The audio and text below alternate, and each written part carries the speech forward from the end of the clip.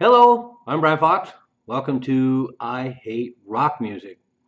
And I've been doing a whole series on bands out of San Francisco that are not quite as well known. Everybody knows about It's a Beautiful Day and the Grateful Dead and Jefferson Airplane and the like, but there's a whole underground scene there. Blue Cheer's probably the most notable of the other side of the scene down there, these heavy bands and these psychedelic bands. And so I've done videos about Blue Cheer and CAC and Mint Tattoo. And one of the most out there of all the bands in San Francisco was Mad River. And interestingly enough, they're actually from Ohio, and then they moved to Berkeley in 1967. And so they're actually a Midwest band, which makes them all the stranger. But they've been described as kind of the dark side of the San Francisco scene, like Quicksilver Messenger Service, with a lot darker vision and a lot more lysergic psychedelic guitar work. And a lot of their stuff has pretty interesting, complex arrangements, pretty wacky vocals, and great guitar work, a great band, and wild material. Songs like Amphetamine, Gazelle, and Merciful Monks, and High All the Time, and that tells you a lot. And so, for being a little combo from Ohio, they sure took to LSD when they got to San Francisco. So in March, they formed at Antioch College in Ohio, somewhere between 65 and 66, and then they moved to Berkeley, California, March 1967. And the band was Lawrence Hammond on vocals, guitars, and bass, Dave Robinson on guitar, Rick Bachner on guitar, Tom Manning on bass and vocals, Greg Dewey on drums, and up to 1967, a guy named Greg Dewey on guitar. And so there was a little slight change in personnel after they put out their first EP. So Richard Brodigan, a famous writer, basically championed the band and probably took LSD with him. And there was a very small San Francisco label then called We Records, and they put out the Frumious Bandersnatch EP, for example, and they also put out a Mad River EP called Wind Chimes in 1967. And as usual, I'll put all the links below so you can check out this stuff. And there's a whole bunch of rare material now that's available uh, from Mad River from that whole 1967 period. So I'll put those down below, including a live show.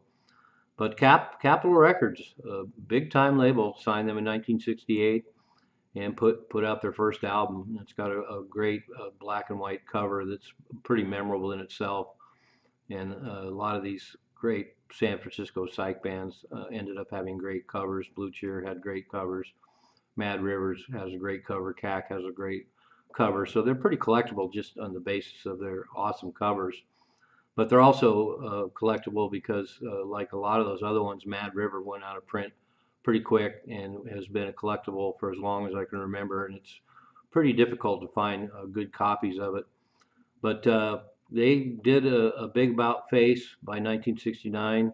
The personnel had shifted a little bit, and they put out Paradise Bar and Grill.